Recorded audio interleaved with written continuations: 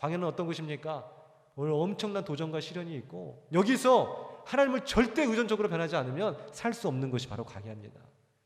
그런데 중요한 건 뭐예요?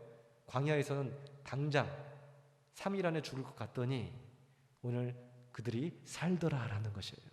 그곳에서 변화를 맛보게 된 것입니다. 오늘 그것이 바로 너희의 학습된 무기력, 너희의 학습된 그 절망감을, 너희의 태생적인 뼛속까지 녹아든 노예의 근성을 벗어 던져버려라. 바로 내가 너희와 함께하느니라. 이 메시지가 바로 광야의 메시지인 것입니다. 그렇지 않으면, 역으로 보게 되면 광야 아니면 하나님의 이런 은혜와 하나님의 절대 의존적인 이러한 우리의 믿음과 하나님께 부르짖는 그 부르짖음이 우리에게 없더라는 것이죠. 오늘 바울에게 하나님이 그러셨잖아요. 내 은혜가 내게 족하다. 이 가시, 제발 하나님 이 가시를 제어해 주세요. 아니, 그 가시가 있어야만 네가 사도 될 수 있다.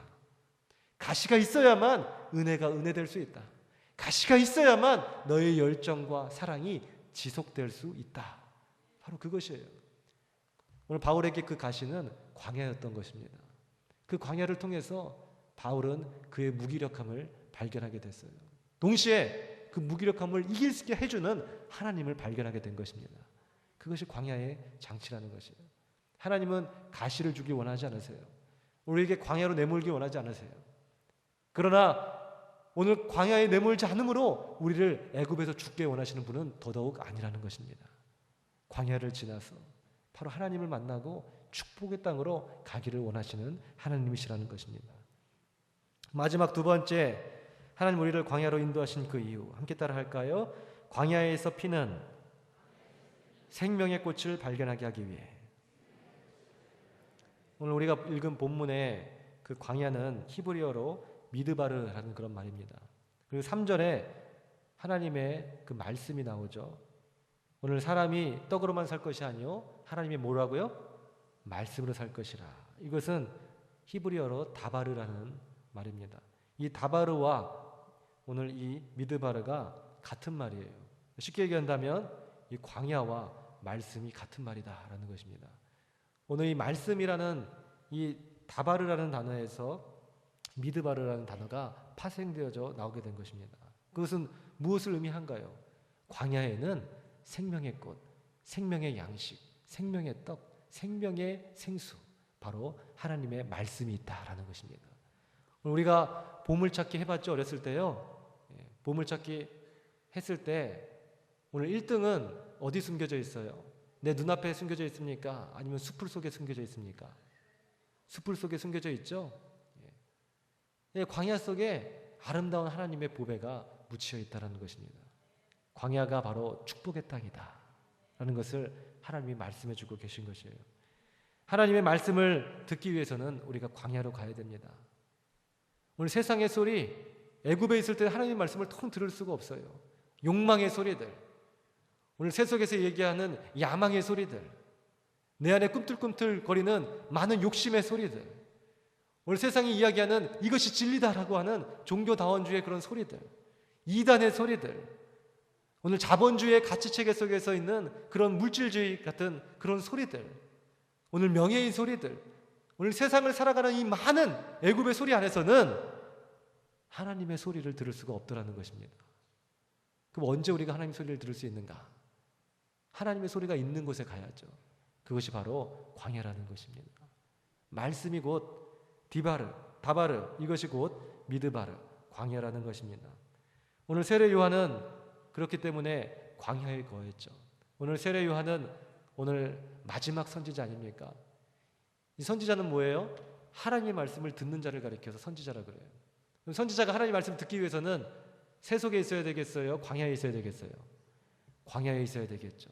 그래서 세례 요한은 메뚜기와 석청을 먹으면서 기꺼이 광야에 있었어요. 광야에 있어야만 하나님의 말씀을 들을 수 있기 때문에. 그는 뭐라고 했습니까? 나는 소리요 빈들에서 외치는 소리요. 무슨 소리입니까? 하나님의 말씀을 전하는 그 소리가 광야에서 울려 퍼졌더라는 것입니다. 우리는 광야는 죽음의 땅, 아무것도 없는 풀 한 폭이 낳는 그런 땅이라고 생각하죠. 광야에 하나님의 말씀이 있습니다. 할렐루야. 얼마나 아름다운 땅이에요.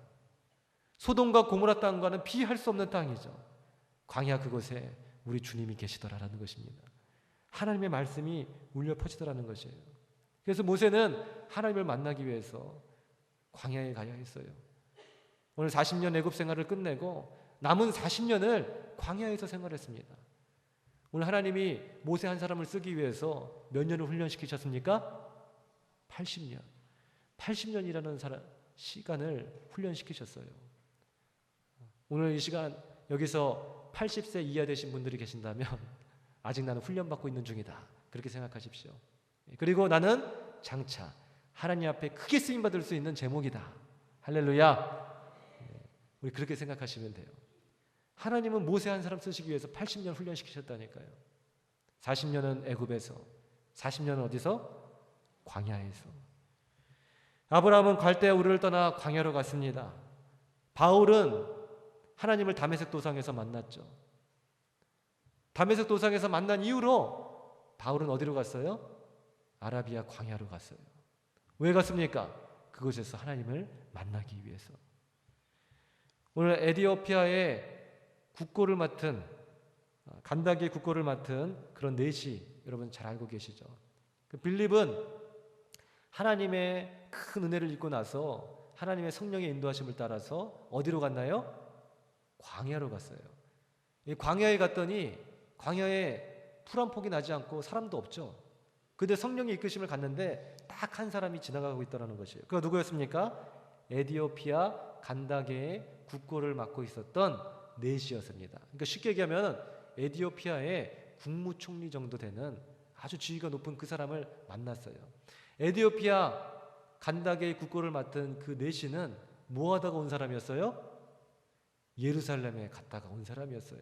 그는 이방인이었음에도 불구하고 신앙심이 투철한 사람이었습니다. 하나님을 만나기 위해서 예루살렘에 갔어요. 근데 예루살렘에서 하나님을 만났어요? 못 만났어요? 못 만났죠.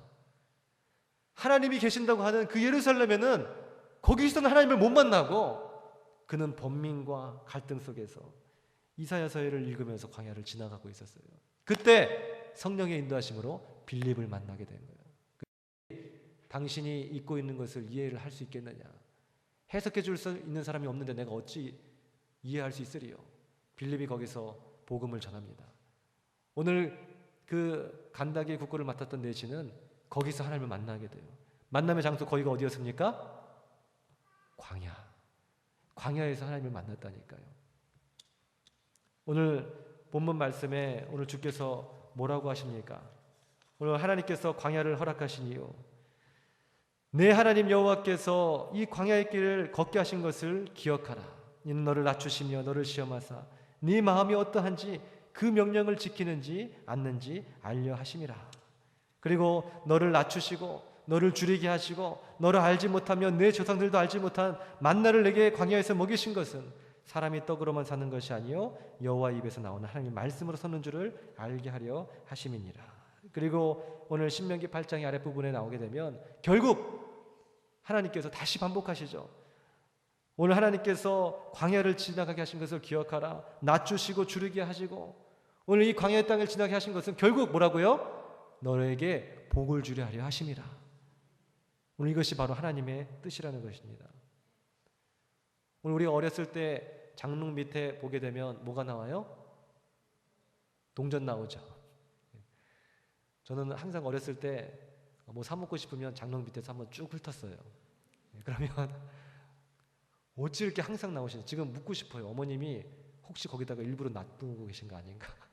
제가 혼자 있으니까 항상 배고프면 너 여기서 쓸어서 먹어라. 어제 쓸어도 나오고 또 오늘 쓸어도 나오고 내일 쓸어도 항상 나오는 거예요. 안 나올 땐 긴 잣대로 한번 쑥 훑으면 또 나옵니다. 때로는 지폐도 나오고 보물창고였어요. 그 장롱 밑에 동전 끌어 담으려면 어떻게 돼요? 낮아지고 겸손히 낮아지되 밑바닥까지 낮아져야 됩니다. 아주 그냥 여기 뺨을 아주 바닥까지 해가지고 그냥 먼지 풀풀 나면서 그냥 손 다 더러워지면서 이렇게 해야 동전 몇 개라도 주실 수 있는 것이에요. 하나님은 우리에게 겸손하길 원하십니다. 낮아지길 원하고 계세요. 그리고 인내하길 원하고 계세요. 그리고 그곳에서 주옥 같은 하나님의 말씀, 그 만나를 먹기를 원하고 계십니다. 그리고 사람이 사는 것은 오늘 오직 하나님의 말씀으로 사는 것임을 우리에게 말씀해 주시기 위함이에요. 출애굽 40일의 대장정이 이제 시작됩니다. 우리는 애굽에서 벗어나서 또 광야의 길로 들어가게 될 것이에요. 40일의 시간을 우리가 기대하고 결단할 수 있는 우리 모두가 되기를 주의 이름으로 축원드립니다. 기도드리겠습니다.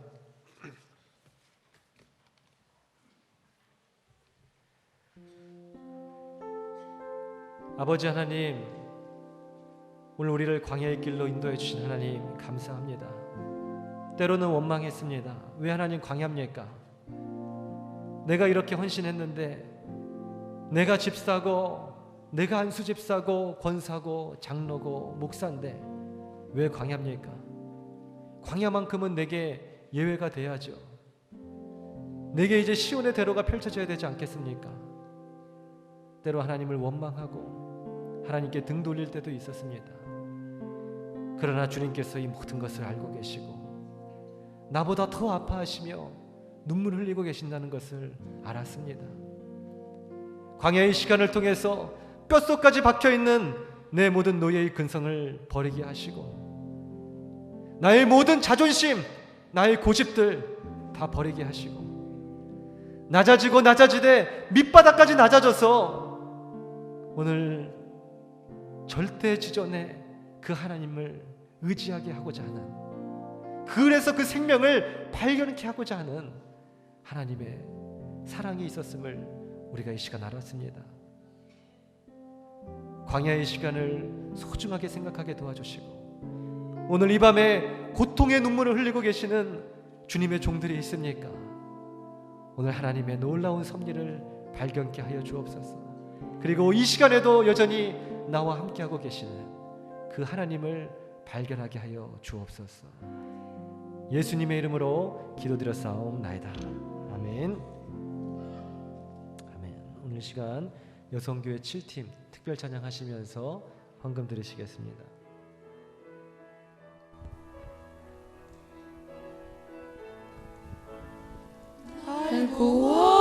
구원하신 주 감사, 모든 것 주신 감사, 지난 추억이 내 감사, 주님 줄 믿습니다. 오늘 철야 예배 주님께 드리는데 다음 주부터는 우리가 40일 작정 새벽 기도회가 있죠. 준비되셨습니까? 예, 다들 준비되셨나요? 예. 총 11분이 지금 준비되셨다 그러는데 나머지 분들은 준비 안 되셨어요. 우리가 더욱더 허리를 동이고 결단해야 되겠습니다. 오늘 우리는 여러 가지 직함이 붙죠. 하나님의 종, 또 하나님의 자녀, 또 그 가운데 성경 속에서 우리에게 지칭하신 하나님이 우리에게 주신 그 말씀은 바로 하나님의 군대입니다. 군대. 그래서 이스라엘 백성들이 출애굽할 때 이번에 40일 새벽 기도의 그 주제가 엑소더스 40일 전성도 특별 새벽 기도회 축복의 향을 향하여 라는 제목을 가지고 하고 있는데, 축복의 땅을 향하여서 이스라엘 온 백성들이 이제 나아갈 때 그들은 전열을 가다듬고 이스라엘의 군대로서 아주 전체적으로 아주 조직적이고 체계적으로 그렇게 모세의 지도를 따라서 나간 모습을 우리가 볼 수 있습니다. 오늘 막무가내로 한 것이 아니라는 것이죠. 그래서 우리가 마음의 결단을 하고 우리 하나님의 군대로서 오늘 이 시간에 우리의 정신과 우리의 영혼의 전열을 가다듬고 우리가 40일 새벽 기도회를 그 대장정을 준비해야 되겠어요. 40일 새벽 기도회를 우리에게 주신 이도 하나님이시오, 또 우리를 이끄시는 이도 하나님이신 줄 믿습니다. 하나님이 오늘 우리에게 명하셨다면, 하나님이 우리를 부르셨다면 그것은 무조건적으로 축복의 길이 될 줄 믿습니다. 40일 새벽 기도 작정하시고, 특별히 40일 새벽 기도회 기간에는 우리 전교인 특별 철야 예배로 우리가 당연히 드려야 되겠죠. 그래서 새벽 예배보다 철야 예배가 더 안 나와 버리면 안 되겠죠. 그래서 총동원 어쨌든 총동원이라는 말이 듣기 싫을 수도 있겠지만은 듣기 싫으시지 않으시면 안 되지 않습니다. 듣기 좋으셔야 돼요. 왜냐하면 우리가 잃어버린 양들, 내 옆에 있는 형제 자매, 이스라엘 백성들이 다 한 형제고 자매인데 한 가족인데 총동원해서 출애굽해야지. 누구는 가고 누구는 안 가고 그러면 되겠어요? 나 혼자 살겠다고 출애굽하면 되겠어요? 당연히 총동원해야죠. 그러니 그 말을 듣기 싫지 듣기 싫지 말지 않지 하시고 듣기 좋아하시고 그렇게 해서 특별히 오늘 철학에 나오신 분들은 상당수가 우리 청년들도 다 리더들이고 우리 남성교회도 지도자들이시고 여성교회도 마찬가지시고 주위를 둘러보면 우리 회원들이 지금 너무 많이 안 나왔잖아요. 우리 기도해야 할 이때에 지금 전열을 가다듬어야 할 때인 것 같아요. 다음 주 우리가 바짝 긴장하고 출애굽 40일에 대장정을 시작하기를 바랍니다. 그래서 그 전초전이 바로 오늘 철야 예배가 되어야 되겠어요. 그래서 오늘 많은 숫자가 나오지 않았다 할지라도 오늘 나오신 우리 모든 분들은 정말 간절히 이 40일 새벽 기도의 대장정의 첫 출발 그 전초전으로 오늘 이 시간에 주님 앞에 간절히 기도하고 부르짖을 수 있는 시간 되기를 소망합니다. 하나님의 큰 역사가 있을 때 항상 시험이 같이 와요. 오늘 출애굽하려고 했을 때 그것은 하나님의 구속사적인 관점에서 하나님의 그 구원의 뜻을 이루는 그 역사의 관점에서 이 출애굽이라는 것은 이 구약의 핵심입니다. 그리고 이 출애굽으로부터 시작해서 이 모든 신약의 메시지들이 풀려나가기 시작하죠. 오늘 이러한 하나님의 구속사, 이 섭리의 대장정을 시작하는 이 큰 일 가운데 왜 사단이 역사하지 않겠어요? 하나님이 계속해서 이방신들을 치시고 오늘 10가지 재앙을 보이시고 오늘 많은 이러한 이적과 기적을 그래서 보이시잖아요. 하나님이 치열한 영적 전쟁의 현장에 우리를 내모시고 주께서 일하시고 마귀를 대적하고 승리하는 모습을 주의 종들에게 보여주시는 것이죠. 오늘 홍해가 갈라지기 이전에 엄청난 재앙과 엄청난 두려움과 또 여러 가지 장애물이 우리에게 놓여져 있는 것입니다. 그러나 그것을 극복하고 믿음으로 나아갔을 때 홍해는 갈라지기 시작하는 것이죠. 오늘 하나님의 큰 은혜를 맛보기 이전에 악한 사단의 역사가 분명히 나타나게 돼 있어요. 우리를 위축되게 하고 두렵게 하고 바쁘게 하고 무력하게 하고 할 일 없이 만들고 게으름과 방종과 습관과 타성에 젖어 그렇게 해서 하나님께 예배드리지 못하게 하더라는 것이죠. 우리의 몸을 병들게 하고 또 바쁜 일이 생기게 하고 또 우리 신앙적으로 무력하게 만들고 그래서 40일 새벽 기도를 못하게 하더라는 것이죠. 오늘 우리 그리스도인들은 상황에 지배받는 것이 아니라 상황을 뛰어넘는 자인 줄 믿습니다. 어떤 상황이 온다 할지라도 이미 결단하고 이미 우선순위로 내가 그 우선순위를 자리매김하게 되면 그 어떠한 양보, 타협의 여지가 없는 것이에요. 그래서 40일 작정 새벽 기도 어찌가 보면은 영적으로 오늘부터 시작입니다. 우리가 긴장하고 우리가 온 성도님들을 대표해서 우리 성교회들 다 총동원해서 이 40일의 대장정 대장정은 무슨 대장정이라고요? 축복의 대장정입니다. 할렐루야! 축복의 땅을 향하여 우리 모두가 다 동참될 수 있기를 주의 이름으로 축원드립니다. 신명기 8장 1절에서 3절 말씀을 한번 다 같이 보실까요?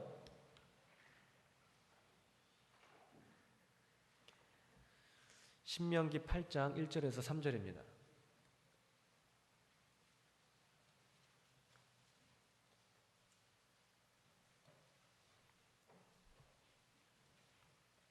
구약성경 신명기 8장 1절에서 3절 말씀 자, 우리 한 목소리로 봉독하겠습니다. 시작.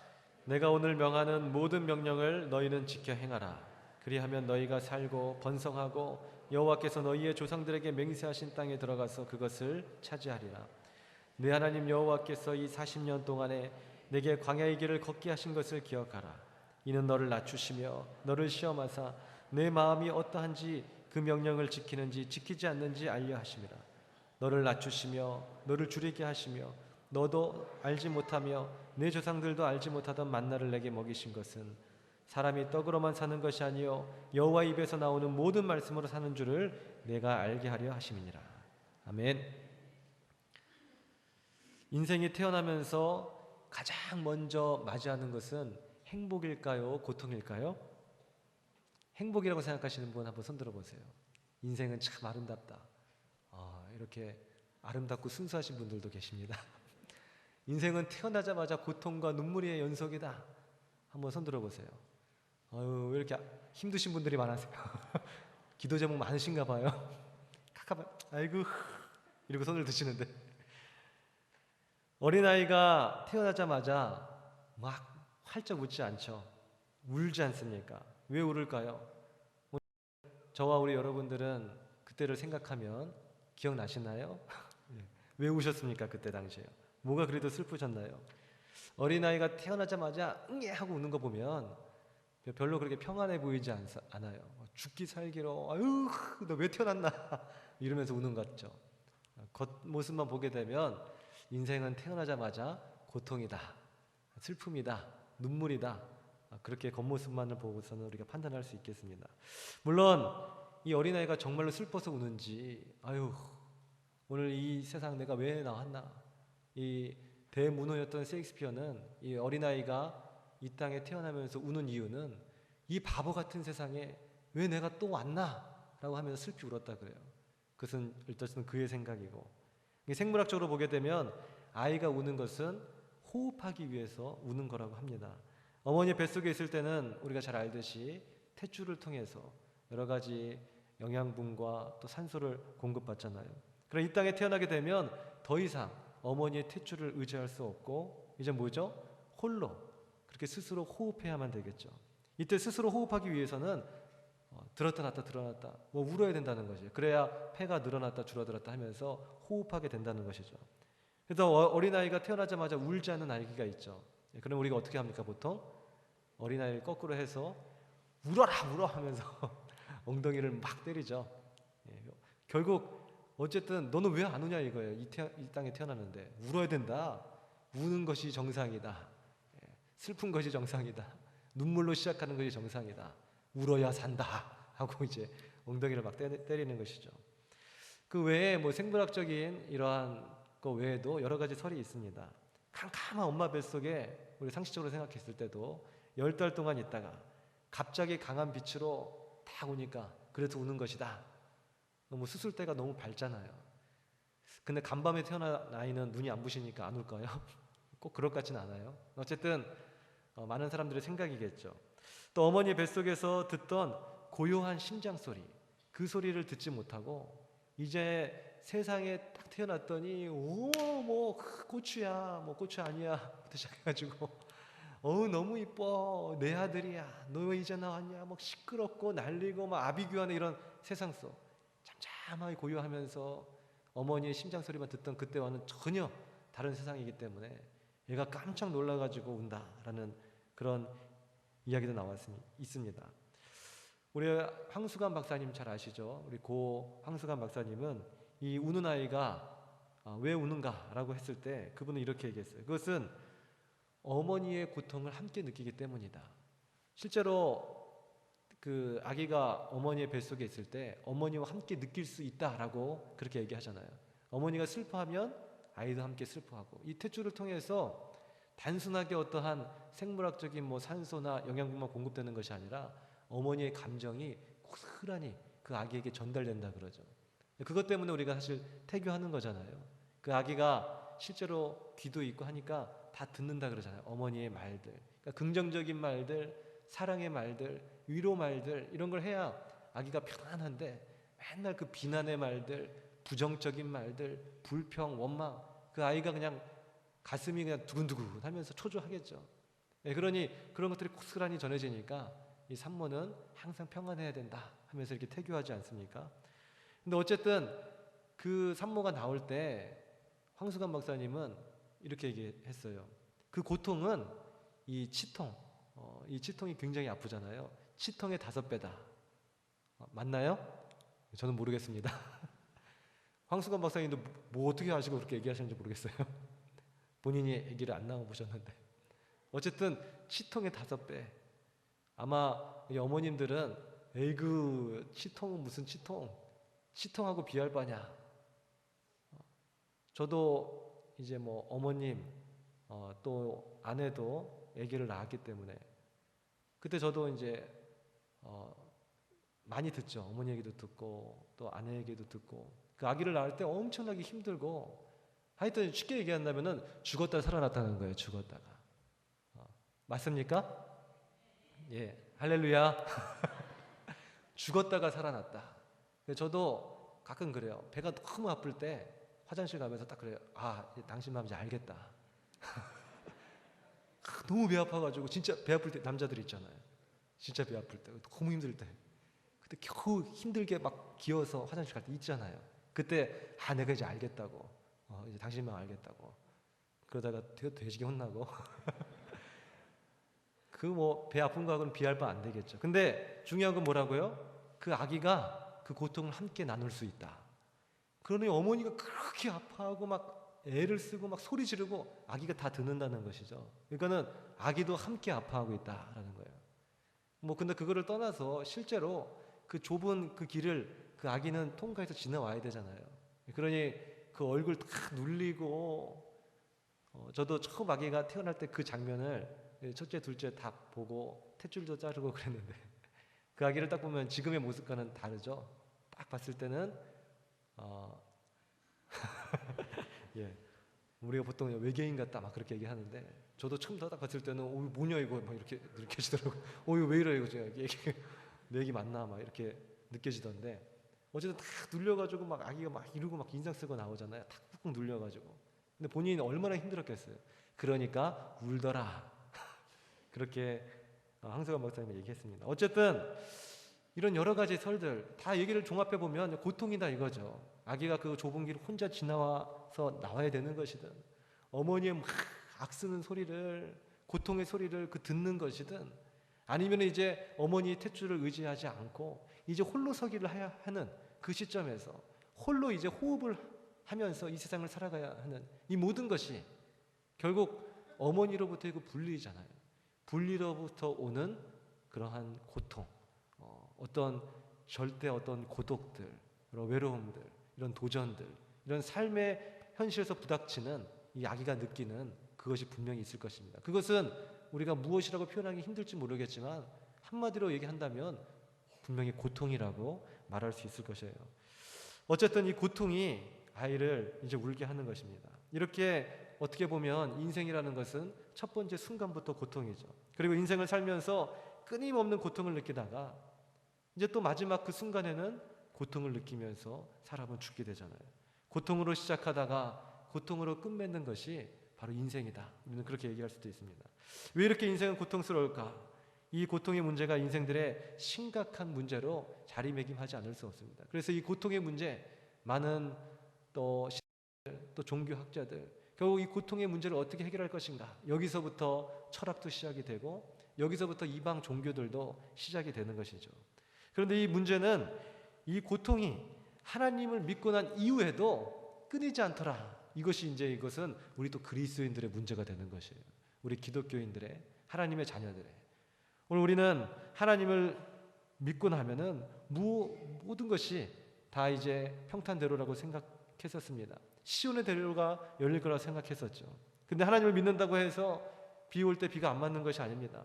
강을 우리가 건널 때 물살에 휩쓸리지 않는 것이 아닙니다. 집이 무너졌을 때 혼자만, 하나님의 사람은, 크리스찬들은 집이 무너져도 그냥 멀쩡하게 막 걸어 나오는 그런 슈퍼맨이 아니더라는 것이에요. 똑같이 춥고, 크리스찬도 똑같이 배고프고, 크리스찬도 똑같이 목마르다라는 것입니다. 애굽에서 광야로 나온 이스라엘 백성들은 바로 이것을 느꼈어요. 이 고통의 문제. 애굽에서 10가지의 재앙과 홍해를 가르친 하나님을 보면서 그들은 어떻게 했습니까? 춤추며 찬양했죠. 야, 이런 하나님이셨나? 이런 하나님이 우리의 하나님, 나의 아버지셨나? 오늘 정말 얼마나 통쾌해요. 오늘 그 막강한 권력자 바로를 향하여서 아주 그냥 바로가 처참히 하나님의 손에 의해서 무너지는 그 광경을 보면서 얼마나 통쾌했느냐는 것이에요. 야, 이런 하나님이시구나. 이제 마지막 홍해가 쫙 갈라지는 그 순간에 그 얼마나 멋집니까? 그리고 이스라엘 그 200만 대군이 거기를 지나갑니다. 그리고 뒤를 돌아보니 그걸 분에 못 이겨서 쫓아오는 바로의 군대가 오늘 홍해에 다 수장되는 모습을 봐요. 통쾌하죠. 능력의 하나님, 오늘 우리를 구원하신 하나님, 오늘 미리암은 속을 치면서 하나님을 찬양합니다. 오늘 그렇게 하나님을 찬양했던 것이에요. 그러나 홍해의 기적 그 이후 그들을 기다린 것은 자결하는 태양과 그리고 찌는 듯한 더위뿐이었습니다. 그리고 배고픔과 목마름과 그런 헐벗음과 굶주림만이 그들을 기다리고 있었다는 것이에요. 죽음의 땅 광야가 기다리고 있었던 것입니다. 광야의 특징은 안락함이 아니라 바로 고통입니다. 고통 중에서도 끔찍한 고통, 아주 생사를 오가는 그 고통이 광야 가운데 있는 것이죠. 이 고통이 하나님을 믿고 하나님을 따라 출애굽한 백성에게 가장 첫 번째 임했던 첫 번째 장소였던 것입니다. 하나님을 믿고 나서, 내가 은혜 받고 나서, 내가 이제 체험하고 나서 가장 첫 번째 신앙생활의 첫 번째 관문이, 첫 번째 그 땅이 바로 어디라고요? 광야라는 것입니다. 다시요. 내가 하나님을 믿고 내가 은혜 받고 은사 받고 능력 받고 너무나 기쁨과 그 희열 속에서 주님 앞에 내가 온 인생을 다 드리겠습니다 헌신하고 그 첫사랑의 열정과 열망을 느낀 그때 그 이후 내 신앙생활의 첫 번째 단계는 어디라고요? 광야라는 것입니다. 광야는 어떤 곳이라고요? 죽음의 땅이라는 것이에요. 그냥 고통도 아주 끔찍한 고통이 있는 생사의 갈림길이 있는 곳이 바로 광야라는 것입니다. 목마름과 배고픔과 헐벗음과 굶주림과 외로움이 있는 것이 바로 광야라는 것이죠. 오늘 예수를 믿고 우리가 첫 번째 가는 그 길이 광야의 길이더라라는 것이에요. 고린도전서 10장 2절에 보게 되면 이스라엘 백성들이 홍해를 건넌 이 사건을 가리켜서 구름과 바다에서 세례를 받은 사건이다, 그렇게 이야기하고 있습니다. 아까 우리가 서두에 이 출애굽이라는 것은 단순히 이스라엘 백성들을 애굽에서 이끄는 그것이 아니라 바로 하나님의 구속사, 하나님의 구원의 섭리를 나타내는 그 시발점이라 그랬죠. 굉장히 구약에서 중요한 사건이다. 이 중요한 사건의 여정을 우리가 40일 출애굽 새벽 기도를 통해서 한 발자국 한 발자국 구원의 서정을 따라가 보는 것입니다. 그래서 이번 40일 새벽 기도가 굉장히 중요하겠죠. 근데 이 고린도전서 10장 2절에 보게 되면 홍해의 사건은 하나님의 구속사, 하나님의 구원의 섭리 과정 중에서 어떤 사건에 해당한다고요? 세례를 주는 사건. 다시요. 이스라엘 백성들이 홍해를 건넌 사건. 이것이 오늘날 무슨 사건과 같다고요? 세례를 주는 사건. 오늘 우리는 홍해를 건넜습니까? 안 건넜습니까? 홍해 안 가보셨어요? 저도 안 가봤어요. 그러나 이것이 하나님의 구속사적인 관점에서 하나님의 그 구원 섭리, 구원을 이루는 그 역사 가운데서는 뭐라고요? 세례다. 세례 다 받으셨죠? 그것이 바로 애굽에서 이제 가나안으로 출애굽한 세례를 받는 사건이더라라는 것이에요. 홍해를 건너온 그 백성이 다시 애굽으로 돌아갈 수 있어요, 없어요? 있어요, 없어요? 없죠. 다시 돌아가면 어떻게 돼요? 죽죠. 그 홍해에 빠져 다 죽게 되죠. 그 홍해를 헤엄쳐 갈 수 있는 사람은 아마 이스라엘 백성 중에 한 사람도 없을 것이에요. 하나님이 강권적으로 그 백성을 붙잡고 홍해를 건너서 이제 그 광야의 길로 인도하셨다고 한다면 다시 악한 사단의 그 마귀의 땅, 세속의 땅, 욕망의 땅, 그 애굽으로 돌아갈 수 없는 것입니다. 하나님이 나를 인치셨어요. 너는 내 아들이라, 너는 내 딸이라. 주께서 인치시고 기름 부어주시고 물과 성령으로 세례를 주셨어요. 오늘 우리는 다시 마귀의 자식이 될 수 있어요, 없어요? 있어요, 없어요? 없는 것입니다. 다시 홍해를 건너서 그 애굽으로 돌아갈 수 있는 사람은 없어요. 그것이 좋습니까, 안 좋습니까? 좋죠.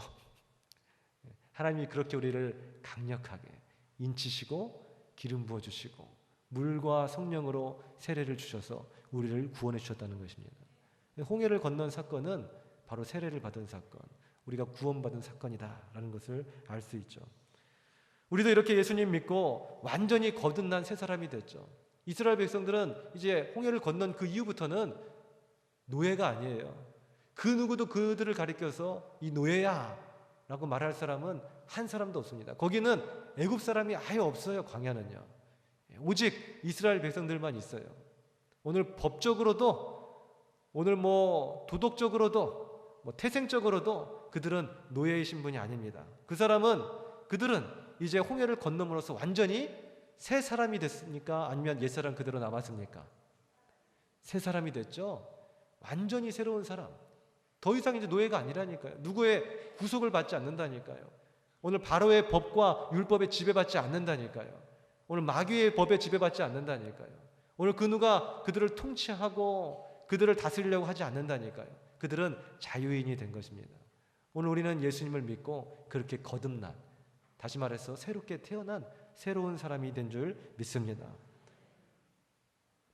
오늘 우리도 이렇게 새 사람이 되었는데 이 새 사람이 된 우리를 기다리고 있던 그것이 바로 광야다라는 것이에요. 죽음의 땅이었고 그 죽음의 땅에서 샘솟는 고통의 시간들이 우리를 기다리고 있더라는 것이죠. 오늘 예수님 믿고 거듭난 하나님의 사람들이 다 여기 계시죠. 예수님 믿고 헌신하며 부르심에 순종해서 오늘 직분자로까지 다 섰는데 여전히 배고프고 오늘 이 가운데서 여전히 목마르고 여전히 고통 중에 계신 우리 사랑하는 성도님들이 오늘 이 밤에 혹시 계십니까? 그렇다면 이상하게 여기지 마세요. 이상하다. 내가 이렇게 헌신했는데 내가 지금 신앙생활 몇 년째인데 내가 그래도 안수 집사인데 내가 장로인데 내가 지금 목사인데 나는 왜 이렇게 외롭지? 나는 왜 이렇게 배고프지? 나는 왜 돈이 없지? 나는 왜 사람들에게 무시를 당하지? 나는 왜 홀로 이 광야의 길을 걸어가야 되지? 그것을 이상하게 생각하지 마시라는 것이에요. 오늘 그것을 이상하게 생각하는 그 순간부터 자기 정체성의 혼란함이 이제 오게 되는 것이에요. 그러니 다시 옛 애굽을, 옛사람을 이스라엘 백성들처럼 그리워하게 되는 것입니다. 이거 뭔가 이거? 더 나아가서 이스라엘 백성들처럼 하나님을 원망하고 손가락질하게 되는 것이에요. 이상하게 여기지 말라는 것이에요. 왜 이상하게 여기지 않는 것입니까? 하나님이 그것으로 우리를 부르셨기 때문에, 여전히 하나님 우리와 함께하고 계시기 때문에, 여전히 함께하신 그 하나님이 오늘 이 순간 우리를 인도하고 계시기 때문에 우리 함께 따라할까요? 광야는 정착하는 땅이 아니라 지나가는 땅이다. 축복의 땅으로 가기 원하십니까? 그럼 광야를 지나십시오. 등촌동 가길 원하세요? 화곡동 지나시기를 바랍니다. 저기 은행단지 가기를 원하세요? 그럼 저기 그 고강본동 지나가야 돼요. 그러니까 가려면 지나가야 된다니까요. 그러나 화곡동이고 저기 고강본동이고 우리가 가려는 그 목적지에 비한다면 거기는 지나가는 땅이죠. 그 지나가는 그 길을 바라보면서 왈가왈부하는 사람은 그 사람은 이상한 사람일 거예요. 최종 목적지를 바라봐야 되겠죠. 왜 하나님은 바로 예수를 믿는 우리들에게 이런 광야의 길로 그러나 인도하셨을까? 많은 길들이 혹시 있지 않았을까? 여전히 왜 우리에게 그 고통을 남겨두셨을까? 오늘 우리는 그럼에도 불구하고 여전히 하나님이 함께 계시고 하나님이 나를 이곳으로 인도하셨다는 것은 알겠는데, 그러나 여전히 남는 것은 바로 이 고통의 문제가 남습니다. 그러나 왜 고통이어야 되지? 그것. 하나님이 나를 광야로 인도해 주신 것까지는 알겠어요. 근데 왜 광야지? 오늘 하나님이 내가 목마름의 현장으로, 배고픔의 현장으로, 내가 여전히 크리스찬으로, 헌신자로, 장로로, 안수집사로, 목사로 서 있음에도 불구하고 오늘 하나님께서 그 현장으로 인도하신다는 것을 내가 알겠어요. 그러나 왜 나를 그 현장으로 인도하셔야만 했는가? 이 질문은 여전히 우리가 풀리지 않는 질문일 수 있겠죠. 쉽게 말해서 왜 광야냐라는 것입니다.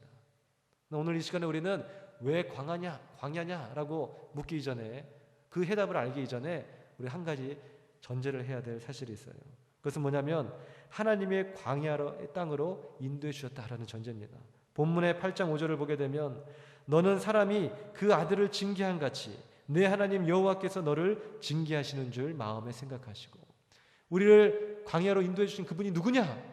바로 만왕의 왕이신 하나님이시라는 것입니다. 그리고 그분이 우리의 아버지시라는 것이에요. 이것을 전제해야 된다는 것입니다. 그 아버지는 어떤 분이시냐? 바로 8장 5절의 말씀처럼 그 사랑하는 아들을 징계하시는 분이시래요. 그 사랑하는 아들이 조금 고통스럽더라고 할지라도 바른 길로 인도해 주시는 분이 바로 누구라고요? 아버지. 아저씨는 그렇게 해야 안 해요? 안 하죠. 아저씨는 인기를 얻기를 원하죠. 아저씨는 그냥 그와 좋은 관계만을 유지하길 원하죠. 굳이 징계를 하면서 원수 맺고 싶은 생각은 없는 것입니다. 그러나 누가 징계를 하는가? 누가 그 사랑하는 눈에 넣어도 아프지 않을 그 자녀가 고통의 현장에 있기를 때로는 원하고 있는가? 아버지라는 것이에요.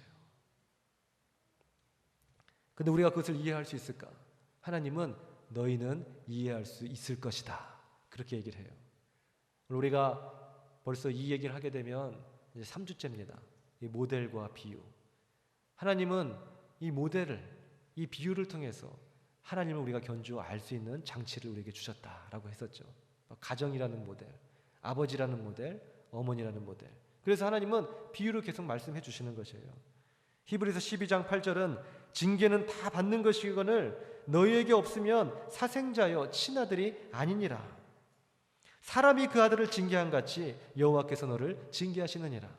그러니까 우리도 그 아들을 징계할 때가 있잖아요. 아이가 밥을 안 먹는다 라고 한다면 징계하잖아요. 너 지금 이 밥 하나 못 먹어가지고 굶주린 사람들이 얼마나 많은지 알아?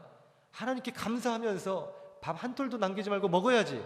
어디서 지금 불평하고 투정하고 너 하루 동안 밥 먹지 마. 엄마는 아빠는 나를 이렇게 미워하는구나. 그 아이가 방에 앉아서 막 눈물 흘리면서 나는 버림받은 사람이나 봐. 나는 사생하나 봐. 이렇게 생각할 수 있을 수 있겠죠. 자녀는. 그것이 문제예요. 그러나 어머니 아버님은 그렇게 생각하지 않는다는 것입니다. 그 자녀가 지금 하루 종일 밥을 안 먹으면서 굉장한 큰 배고픔과 고통의 시간들, 때로는 엄마 아빠를 오해하고 이해하지 못하면서 또 내가 버림받은 애가 아닌가라는 마음의 상처와 뭐 사생아가 아닌가, 나를 뭐 입양하지 않았나, 뭐 여러 가지 이런 생각이 오갈 수도 있어요. 그런 것들을 다 감수하면서까지 그에게 밥을 주지 않는 엄마의 마음, 아빠의 마음, 그것을 너희는 알 수 있을 것이다. 하나님은 그렇게 말씀하신 거예요. 그걸 견주어 하나님의 마음을 조금이라도 추측하라라는 것이죠. 오늘 하나님은 오늘 우리를 자녀로 부르셨습니다. 우리를 광야의 길로, 고통의 길로, 목마름과 배고픔과 외로움의 현장으로 이끄신 그분이 누구냐? 바로 우리의 아버지 되신 하나님이다 라는 그 사실을 우리는 왜라는 질문을 던지기 이전에 이것을 대전제로 알아야 된다는 것이죠. 이해가 되십니까? 예. 내가 목마르고 있어요. 내가 배고프고 있어요. 우리 함께 따라할까요? 주님이 다 알고 계신다. 내 심령에 깊은 상처가 있어요. 과거의 아픔이 있어요. 우리 함께 따라하겠습니다. 주님이 다 알고 계신다. 재정에 여러 어려움이 있어요. 물질의 공고함이 있어요. 사업장에 어려움이 있어요. 미래가 불투명합니다. 두려움과 근심과 걱정이 물밀듯이 밀려옵니다. 우리 함께 따라하겠습니다. 주님이 다 알고 계신다. 이것을 전제해야 된다는 것이에요. 알면 해결해 주시라니까요, 주님. 엄마 아빠 알면은 밥 주라니까요, 밥. 근데 꼬박 하루를 안 주시더라 이거예요. 꼬박 40년을 광야의 길에 머물게 하더라라는 것입니다. 왜 그럴까? 오늘 우리가 이 대전제만 이해한다 할지라도 왜 하나님은 그렇게 나를 남겨두셔야 했는가? 왜 내가 지금 현재 목마름과 고통의 시간을, 이 깊은 어둠의 터널의 시간을 지나가야만 하는가? 견주어 알 수 있을 것입니다. 그럼에도 불구하고 오늘 우리가 그 이유에 대해서 좀 더 구체적으로 살펴보고자 합니다. 하나님은 왜 이스라엘 백성들을 이끄셔서 광야의 현장에 가장 먼저 내모셨는가? 왜 하나님은 오늘 우리 인생을 고통의 현장으로 내몰고 계시는가? 왜 하나님은 내가 예수님 믿고 새 사람이 된 직후에 이제 광야의 길을 통과하게 하시는가? 첫 번째, 우리 함께 따라하겠습니다. 뼛속까지 박혀있는 노예의 근성을 벗게 하시기 위해. 우리 이어서 해볼까요? 시작. 뼛속까지 박혀있는 노예의 근성을 벗게 하시기 위해. 자, 한 번 더 하겠습니다. 시작. 어디까지 박혀있다고요? 뼛속까지. 그럼 수술해야 돼요, 안 해야 돼요? 해야 되겠죠? 대수술이 필요한 거예요. 이거 물리치료로 안 됩니다. 예. 그러니까 광야는 대수술의 현장이에요. 뼛속까지 박혀 있기 때문에, 그 암덩어리가 뼛속까지 박혀 있기 때문에 개복 수술을 하지 않을 수 없다니까요. 오늘 칼을 대지 않을 수 없다니까. 아유, 의사 선생님 나를 미워하나 봐. 왜 내 몸에 칼 대고 그래? 치료해야 되니까 지금 돼야 되는 거잖아요. 물리치료하는 의사는 좋은 의사고 수술하는 의사는 나쁜 의사다. 이거 자체가 지금 상당히 말에 어폐가 있는 거잖아요. 뼛속까지 박혀있는 노예 근성을 벗게 하시기 위해서. 이스라엘이 노예가 된 지 430년입니다. 몇 년이라고요? 430년. 조선왕조 500년과 맞먹는 기간이죠. 조선왕조 500년, 우리가 상상할 수 없는 시간들이잖아요. 얼마나 깁니까? 그 상상할 수 없는 그 시간 동안 이스라엘 백성들은 노예였다라는 것이에요. 오늘 이 노예 기간에 있으면서 그들은 태생적인 노예로 이제 생각하게 된 거예요. 나는 자연스럽게 원래부터 노예다. 우리의 엄마도 노예였고 우리 아빠도 노예였고 할아버지, 증조할아버지, 고조할아버지 모두가 다 노예였고 나는 태어나면서부터 당연히 나도 노예지. 그 노예의 모든 출신 배경과 또 여러 가지 상황과 사고와 문화와 이 모든 것들을 벗어나려고 하는 것은 아니다. 나는 노예다. 뼛속까지 영혼 깊숙함까지 박혀있는 노예의 근성이 그들에게 있었다라는 것이에요. 그것이 있었기 때문에 이스라엘 백성들은 광야에서 무던히도 그 노예의 근성을 지금 나타내잖아요. 왜 우리를 이 광야로 이끌어내서 죽게 하느냐? 차라리 우리가 애굽에 있었더라면 그때는 밥 주는 거대로 먹고 살지 않겠느냐? 노예 근성이라니까요. 너희에게 자유가 중요하냐? 빵이 중요하냐? 라고 했을 때 자유가 중요하다라고 하는 노예는 더 이상 노예가 아닙니다. 그러나 빵이 중요하죠. 그 사람은 노예예요. 계속 영원히. 내가 빵보다 자유가 중요하다고 하는 그때에 노예의 해방이 이루어질 수 있더라니까요. 내 생명보다 자유가 중요하다고 했을 때 노예 해방이 이루어질 수 있는 것이고 자기가 거기서부터 탈출할 수 있는 것입니다. 생명 걸고 거기서 혁명을 일으킬 때. 그러나 타성해졌고 또 태생적이고 습관이고 합리화하고 그리고 먹고 사는 거에 안주해 있으면 그는 노예 생활도 편하더라. 그리고 오히려 노예 생활이 더 좋더라. 이 노예의 뼛속까지 박힌 노예의 근성이 자리 잡기 시작하는 거예요. 그러면 그는 영원히 지배받는 인생으로 살 수밖에 없는 것입니다. 예전에 그것이 알고 싶다에 보니까 형제복지원이라는 그런 주제를 가지고 하더라고요. 그 보신 분 한번 손들어 보십시오. 형제복지원. 그것이 알고 싶다가 인기가 없네요. 근데 거기서 보니까 예전에는 지금보다도 노숙자들이 더 많았잖아요. 군사 독재 시절, 그 50 시절에 이 뭐 육교에 있는 무슨 거지들, 노숙자들 이런 사람들 어린아이부터 노인에 이르기까지 할 거 없이 다 그냥 잡아갔대요. 다 잡아가서 저기 전라도에 있는 형제복지원에 다 넣었다고 합니다. 그 이제 형제복지원을 운영하는 그 사람은 사회복지사예요. 그래서 나라에서 엄청난 양의 그 돈이 나오게 되죠. 그러면 사람이 많으면 많을수록 돈은 더 많이 나오겠죠. 그러니 납치하기 시작하는 거예요. 그래서 거리에 있는 노숙자, 뭐 거지들 전부 다 데리고 올 뿐더러 이제 밤에 트럭을 갖고 몰고 다니면서 이제 부녀자들, 어린아이들 다 납치해서 다 거기다 넣기 시작하는 겁니다. 그러니 거지가 아니라고 할지라도 또 노인이 아니라고 할지라도 정상적인 심지어는 청년들까지도 남자 건전한 청년들까지도 다 잡혀가 버리는 것이에요. 근데 거기를 보니까 전라도 거기에 아주 그냥 철문이 막 몇 개가 있고 감옥도 그런 감옥이 없어요. 엄청나게 막 무섭게 하고 거기에 무슨 다 지키는 사람들이 있고 말 그대로 그냥 노예 생활하는 겁니다. 막 채찍으로 막 때리고 막 폭력을 행사하고 처음 들어가자마자 너는 뭐 인간이 아니다 막 그러면서 막 엄청나게 막 두들겨 때리고 막 이렇게 막 한대요. 그러니까 거의 인간 이하의 취급을 받는 거죠. 그렇게 해서 가는데 중요한 것은 무엇이냐? 나중에는 그것이 어떤 한 검사에 의해서 발견이 됐어요.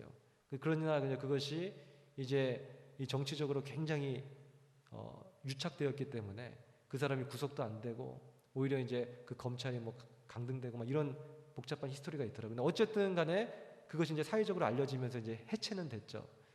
그러면서 거기에 있는 쉽게 얘기하면은 그 형제 복지원에서 노예로 살고 있던 그 사람들이 이제 자유를 얻어서 정상적인 생활을 할 수 있게 됐습니다. 그러면 그 사람들에게 재활 치료라든가 또 여러 가지 또 재정적인 그런 부분도 지원해주고 나라가 해야 되는데 그걸 하면은 인정하는 꼴이 돼버리니까 그냥 버려버린 거예요. 그렇게 해서 그냥 나오면 그냥 끝입니다.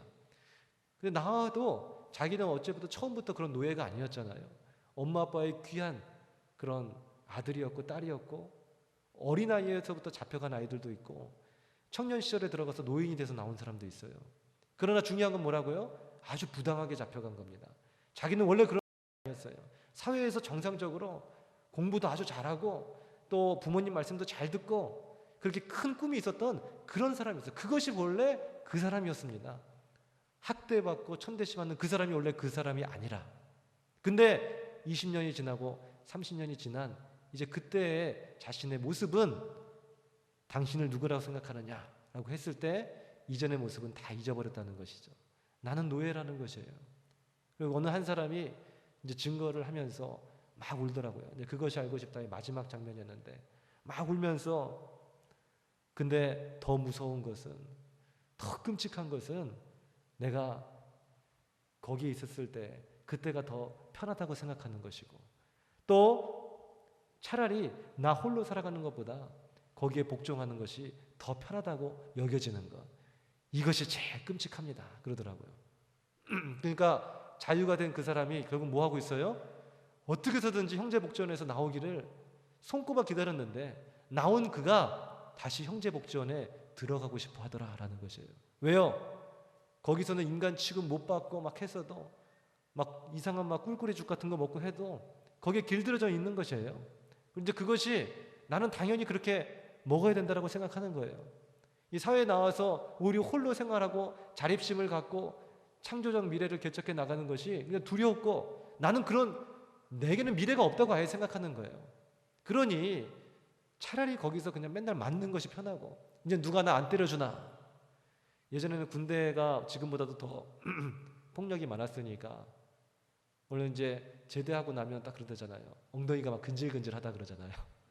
매일 맞아야 잠을 자는데 그래서 잠을 못 자니까 막 그 좀 나를 좀 때려달라고 막 하고 좀 맞아야 이제 하루 이제 잘 맞았다.